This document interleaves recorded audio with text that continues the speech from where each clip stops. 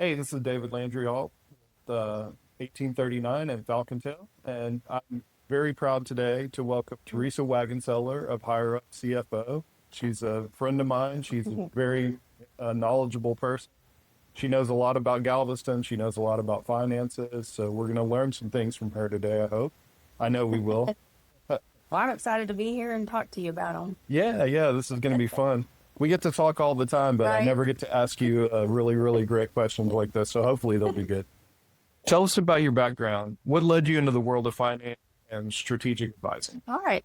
So I get to start off with a story, and this is one of my favorite stories. So my dad, Kent Wagonseller, is a well-known attorney from Lubbock, Texas. That's where we're from.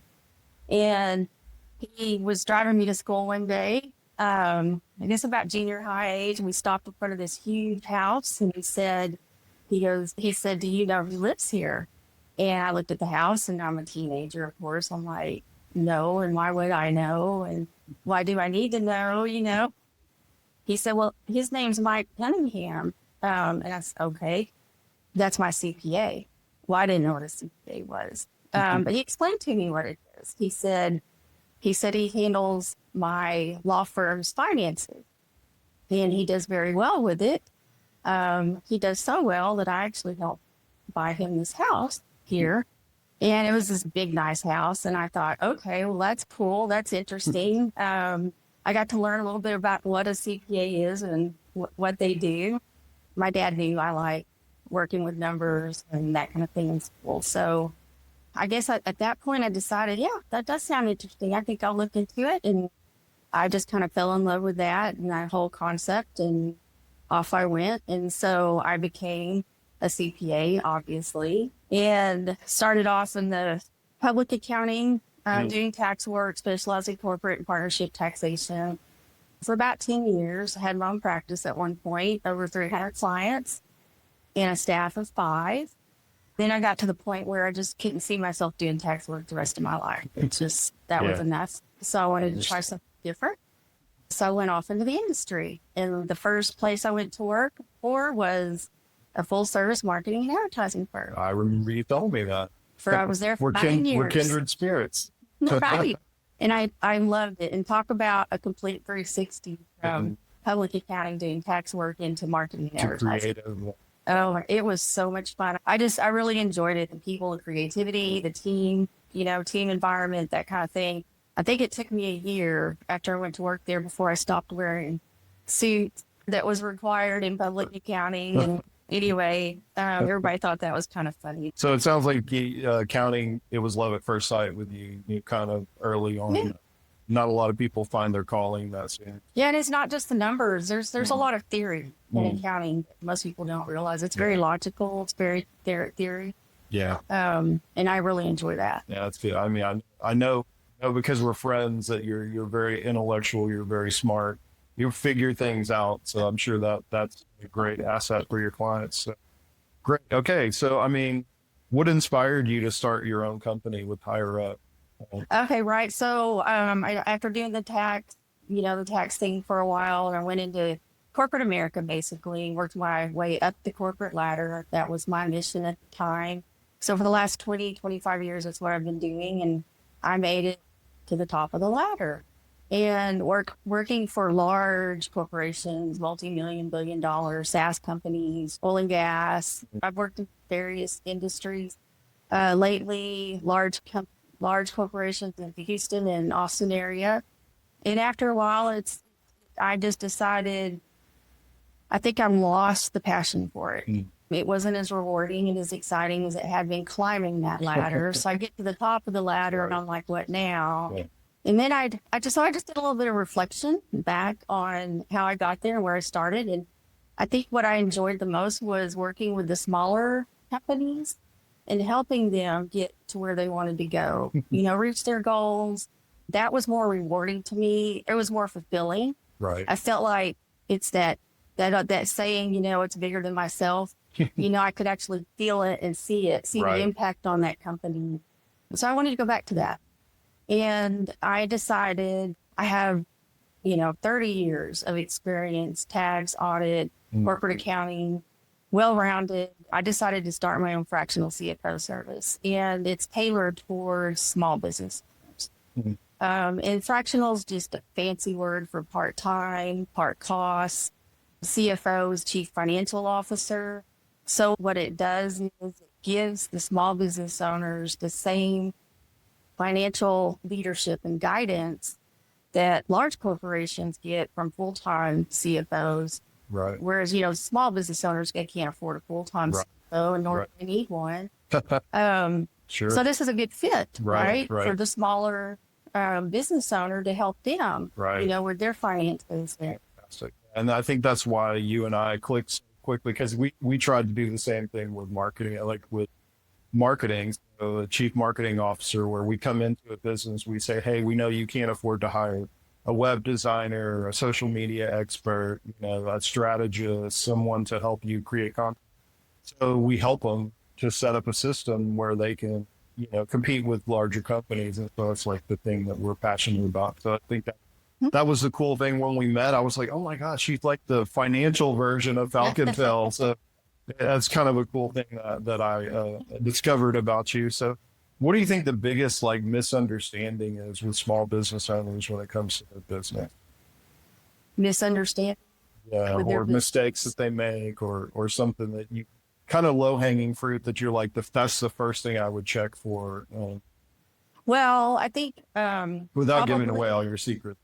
Oh well, I love to share my secrets. So I think the biggest misnomer or misunderstanding with small business owners is they focus on profit. Mm, They or top line revenue. Those are the two areas where they focus. And while those are very important, the most important thing is cash flow. mm, And the reason I say that is because if you think about it, you only need two things to go into business or stay into business. right, You need a marketable product or service, right. and you have to have cash. Yeah. And if you don't have both of those things, then you don't have a business. So Yeah. cash and cash flow is the most important. Now, revenue and our sales and profits are part of that, Right. but there's more to the picture. Mm, And that's where I think small business owners don't have the complete picture, if you will, or understanding of how all that works. great. So I know one of the things you help businesses do is scale without chaos. So what's your philosophy when it comes to scalable growth? Because I think that's something very important that a lot of small businesses need, is to figure out how they go beyond the small stuff and scale the So, business. yeah, for small companies that want to grow, if that is one of their goals, the growth has to be sustainable. I have worked with and seen many small businesses or businesses in general take off. Maybe grow too fast, and that can kill a business. That's great. So it Yeah. has to be managed strategically, the whole aspects of it, Mhm. because it grows too fast and it becomes chaotic, Right, unmanageable, and it can be detrimental to the company.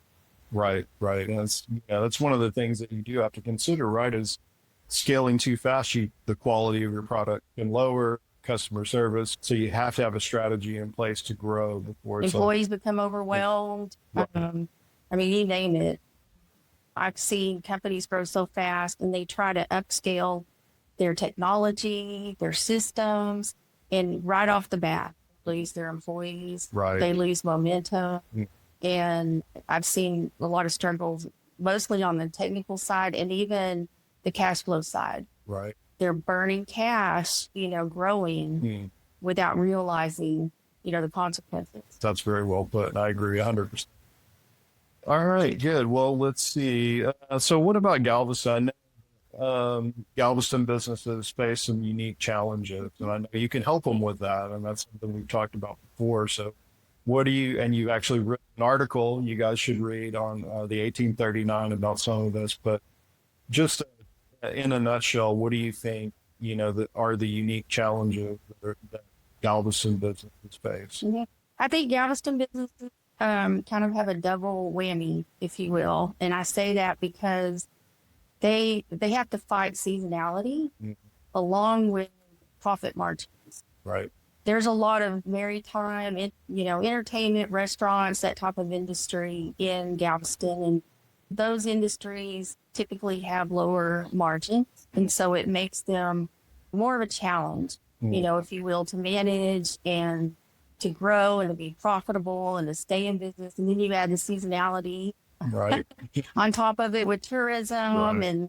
And then I guess a triple compound to it might be the weather, depending on Depending on storm season. right, And what all comes those our things. way, Yeah. and it shuts down Like restaurants barrel for, and yeah. businesses, Mhm. the store owners, and it shuts them down for a time. And so they have to be in a position to weather, those storms, that Right. seasonality, and at the same time be able to work on their profit margins, Right. and keep those.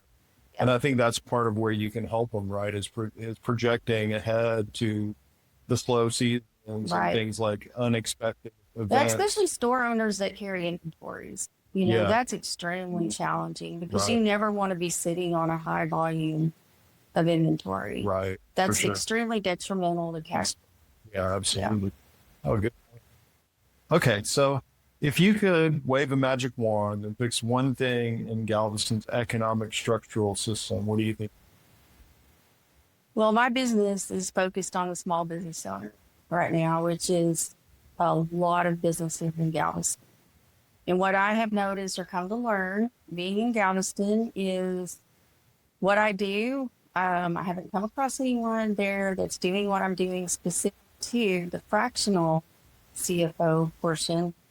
So I've learned that a lot of what I'm doing is not just making a presence, but educating while I'm there. And I think what would benefit these small business owners is the understanding or knowing and the understanding of what a fractional service is and how they can benefit from it. I think that's a new element that could be added to the many small business owners, there. Give them that level of business management, leadership, what they need, so it's changing the mindset of the small business owner here to think bigger. In other words, think like the larger corporation. How did they get to be a large corporation? They didn't start out that way unless they merged or was acquired by somebody. But for the most part, you start out small and you grow. Well, how do you do it? It's not a do-it-yourselfer type environment that they've created. They rely on resources. They have a multi-level, team, if you will, that works with them to help them grow. So I like to challenge a small business owner to think bigger. Right.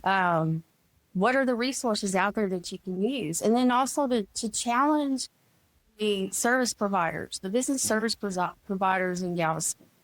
How can you contribute to this? Right. Is there a way you can make your service a fractional service to benefit these small business, local community, small business owners, and make it a win-win, For sure. partnership? Right. Because, rising tide raises all boats, right? I mean, if we have a better economy in Galveston, we're all going to be better. Right. So one of the ways I would explain it, if I was trying to explain what you do or even what we do at Talk and Tell, is it's kind of like if you had a baseball team. Let's say you had a baseball team and it was a minor league team, right? But when the game is tough, when you're in the championship, if you could call in like Altuve from the Astros to come in and like pinch hit for you, right? It's like, but you could afford it. You didn't have to pay a salary all year round. You just have to pay the ball when you really need it, right? Yes. So that's kind of like what you do. That's kind of like what we do. Or maybe we could look at you as a coach. You bring in a world-class coach to coach your team right when you need it the most. It's a way for people to afford somebody that they normally couldn't ever afford. Right. Like, and get that expertise. A one-time look at your financials to maybe pinpoint, any red flags that I might see that you might not see, or opportunities that I might see that you don't. Right. Or there's one or two things we can tweak here or do differently that make a huge impact on your business. Right. That's a part-time initial initiative, right? Right, for sure. Yeah. And then, of course, what we try to do with our marketing, and I'm sure you do too, is as we make people more money, then they may need more service. We're able to able to pay for those services through the money that they save. So there's this kind of a win-win for everybody.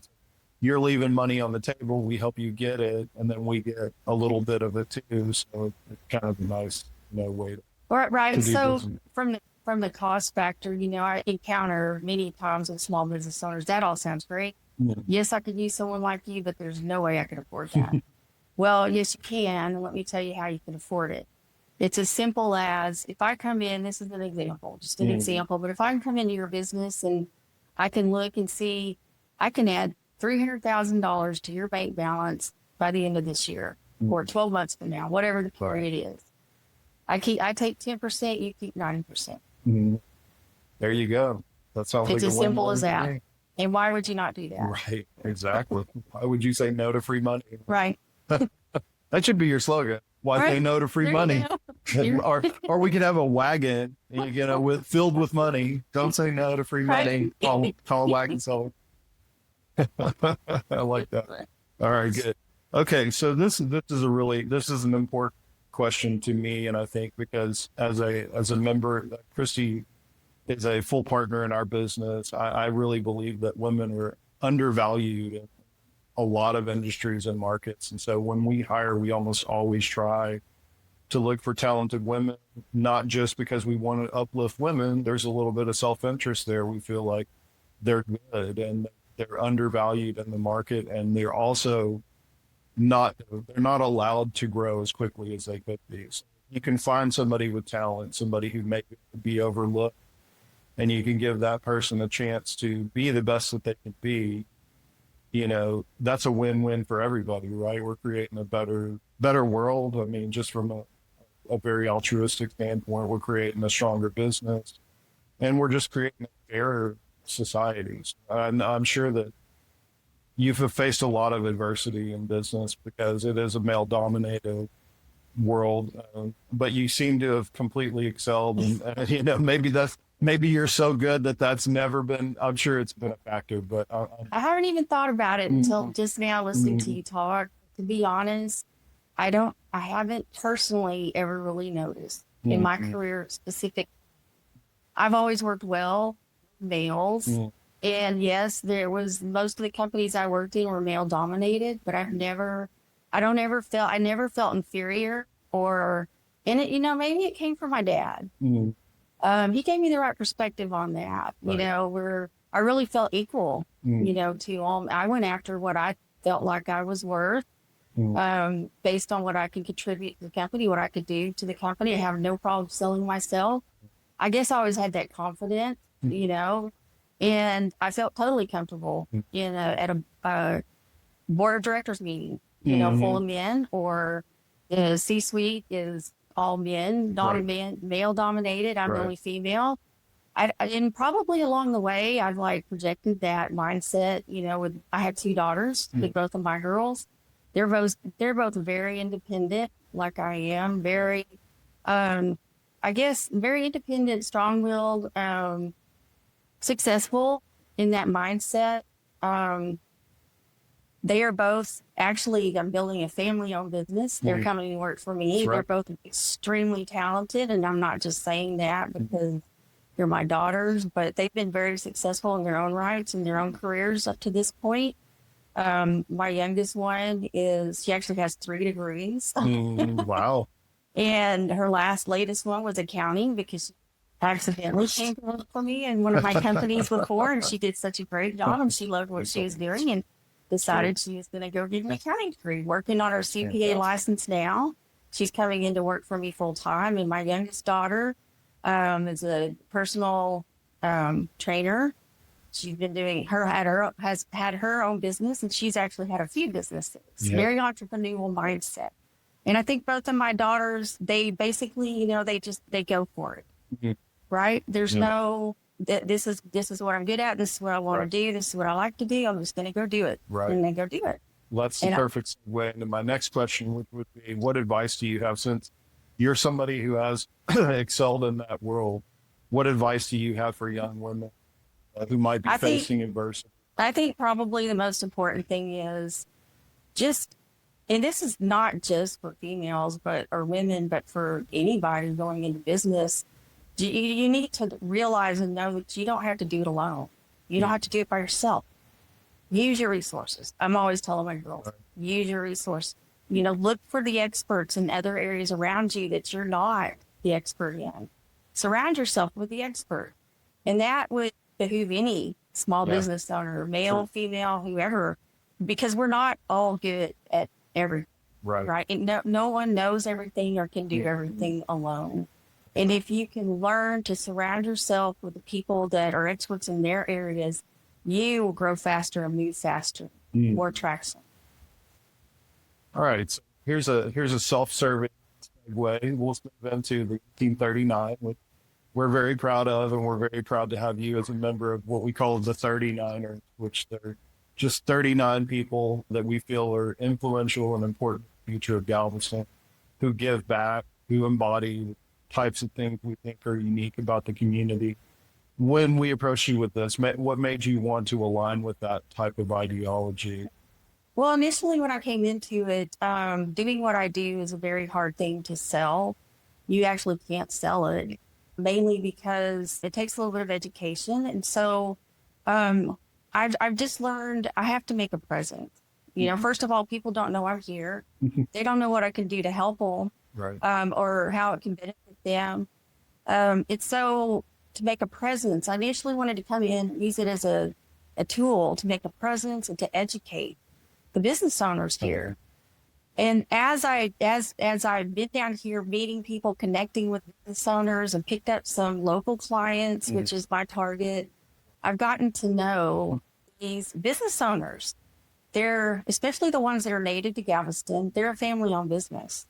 Their family depends on this business. And it's, it's critical to them. I've gotten to learn personal stories about, these business owners. And so I feel like part of the family, and I truly care as if it's my own family business, so I tend to take on their business, as if it's mine. What would I do, to make it more profitable, make it more cash flow, give the owner back more freedom and flexibility in their business. And so I think this 1839 and being one of the 39ers is a great tool, for me to present that, to the communities here. Well said. I don't think there's anything I could add to that except for we're glad to have you as part of the 1839 family. You're definitely family to us. I haven't known you for a long, long time, but I feel like we're good friends, and I know a lot about you. We've talked about our past stories. It's kind of strange how they align in many ways with what we've tried to do. And we're both really passionate about the community and small businesses and helping people. And we kind of want to see that underdog win, right? I think that's one of the things you and I both have in common. And that's one of the things that I hope the 1839 will be able to do, is raise people like you up who can also help other people to build, a better community. It's really about trying to get the word out to people about what a great place this is. But there's also these untapped resources like you. You can help people. They can build themselves up. They don't have to just accept what the market gives. That's right. That's right. All right, let's end this on something fun. I call this the quick fire segment. I'm going to ask you some questions, and don't think too hard about it. Just give me good answers. Have to be good. No pressure. No pressure. I was gonna say. Is there a buzzer? We need a right. All right, quick fire. What's your favorite Galveston restaurant? Miller's. Miller's is a great. I love the comfort food. Yeah, it's got a good view there too. So good view. All right, what's your morning ritual? Nespresso. Ah, it gets me out of bed in the morning. All right. What's your favorite financial tool?